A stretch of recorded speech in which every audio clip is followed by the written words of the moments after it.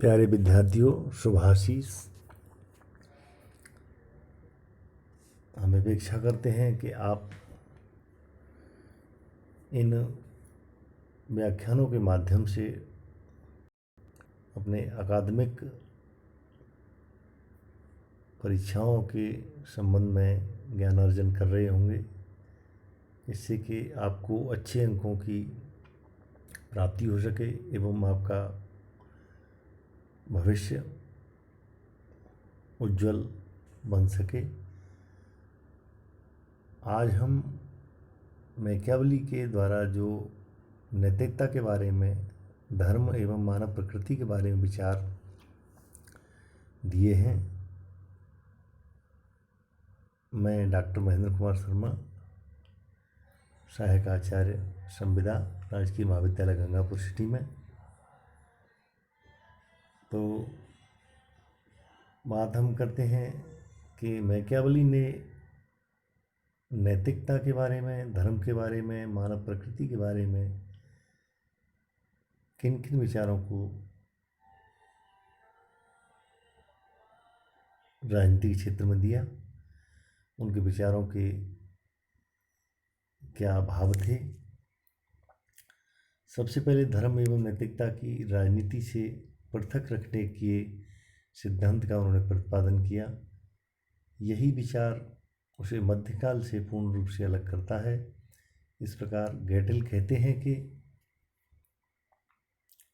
Machiavelli का अपने पूर्वगामी लेखकों से मुख्य भेद यह था कि वह धर्म और नैतिकता के संबंध में उनकी धारणा को नहीं मानता था।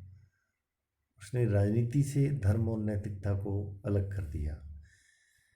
इस बात की काफ़ी वैचारिक परिचर्चा रही, विचारों में विमति रही कि मैकियावेली ने अपने राजनीतिक विचारों में, दर्शन में सभी से हट कर के ये दो जो बिंदु दिए कि राजनीति में नैतिकता और धर्म का कोई भी स्थान नहीं होगा, तो इस तथ्य के माध्यम से वे उस विचारधारा से बिल्कुल अलग हो गए जो कि आदर्शात्मक विचारधारा को मानने वाले विचारक हैं। मैकियावेली ने ईसाई विचारों की इसलिए आलोचना की क्योंकि वे लौकिक की पारलौकिक से, लौकिक की अपेक्षा पारलौकिक से संबंधित थे। इस बात का डनिंग ने भी समर्थन किया है। इसने तो यहाँ तक लिखा है कि मध्ययुग अराजनीतिक था, जो मिडिल स्टेज थी, मिडिल पीरियड था, वो अराजनीतिक था। लेकिन मैकियावेली के विचारों के बारे में सत्य ही लिखा है कि धार्मिक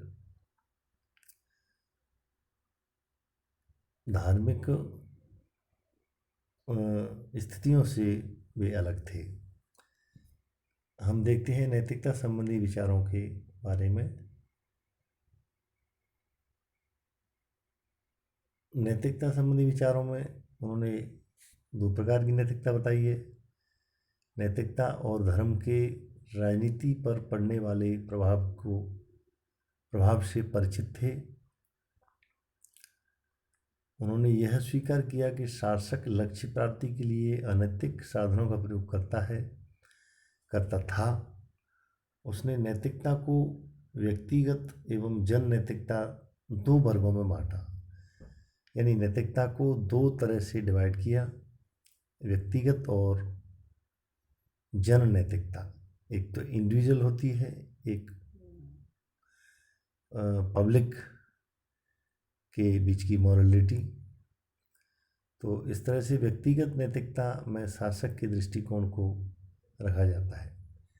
जन नैतिकता के बारे में उसने कहा कि जनता का कल्याण इसी में है कि वह अपने शासक की आज्ञाओं का पालन करे। मैकियावेली के अनुसार शासन स्वतंत्र है, उस पर कोई भी नियंत्रण नहीं होता।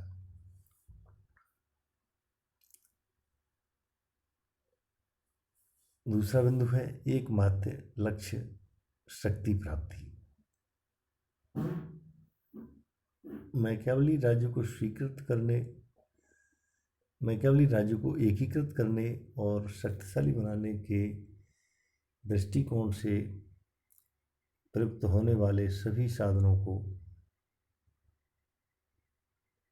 स्वीकार करते, नैतिकता पर कोई भी ध्यान नहीं दिया जाता, उसकी उपेक्षा की जाती, केवल इस बात पर ध्यान दिया जाता कि उद्देश्य की पूर्ति सफल येन केन प्रकार से करनी होगी। राज्य की तो मैकियावेली बताते हैं कि राज्य को तो राज्य की सुरक्षा की चिंता रखनी चाहिए। राजा तो हमेशा आदरणीय होते हैं। सामान्य रूप से उनकी प्रशंसा की जाती है। राजा का काम आम खाना है, पेड़ गिनना नहीं। इसलिए उसका यह उद्देश्य होना चाहिए कि वह अपने कर्तव्य में नैतिकता या अनैतिकता किसी भी तरह से या किसी भी साधन के माध्यम से प्रयोग करके और सफलता प्राप्त करता रहे। फिर है अवसरवादी प्रकृति। मैकियावेली के द्वारा जो चित्रित आदर्श नरेश का यही दृष्टिकोण है कि नहीं कोई चीज़ अच्छी नहीं, कोई चीज़ बुरी नहीं, जरूरत पड़ने पर जो काम दे, फल दे, वही अच्छी है। राज्य सत्ता को बनाए रखने के लिए शासक साम दाम दंड भेद, बेईमानी, हत्या, आडंबर आदि किसी भी साधन का प्रयोग कर सकता है। सच्चा राजा वही है धोखा और पक्षपात की उपासना करे, शेर की तरह शक्तिशाली हो, लोमड़ी की तरह चालाक होना चाहिए। तैत्तरीय संहिता में इसके बारे में काफ़ी वर्णन किया गया है। यानी यहाँ जो उपमा दी है कि लोमड़ी की तरह चालाक हो, राजा के इस तरह से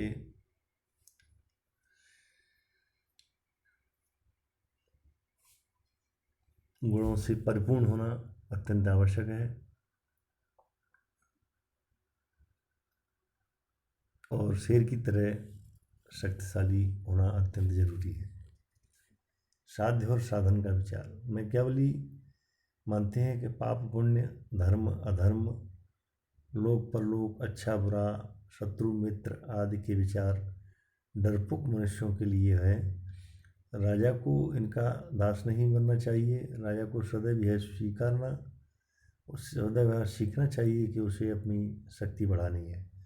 उन तर्कों के पीछे विचारक भी यही धारणा रखता है कि राज्य का कल्याण सर्वोपरि है, इसलिए इस मार्ग में नैतिक विचार बाधक नहीं होने चाहिए। साध्य की प्राप्ति के लिए साधनों की नैतिकता के चक्कर में पड़कर के नैतिकता के चक्कर में पड़ना मूर्खों का काम है, इस तरह से बताया है। और कहते हैं मैकियावेली साध्य ही साधन का औचित्य है। फिर अगला बिंदु है अनैतिक नहीं। उपरोक्त विचारों से हम यह निष्कर्ष निकाल सकते हैं कि नैतिकता नाम की कोई चीज़ से परिचित नहीं थे वे। उसने तो नैतिक मान्यताओं और सिद्धांतों को भी दूर कर दिया। उन्होंने नैतिक गुणों की विशेषताओं को स्वीकार किया।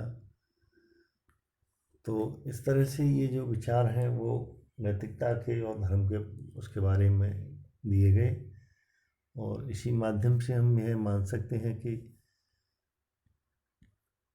मैकियावेली के द्वारा जो नैतिकता की बात कही गई वो अपने आप में, चाहे वो व्यक्तिगत नैतिकता हो, चाहे वो जनमानस की नैतिकता हो, दोनों का ही अपने आप में महत्वपूर्ण स्थान है। लेकिन मैकियावेली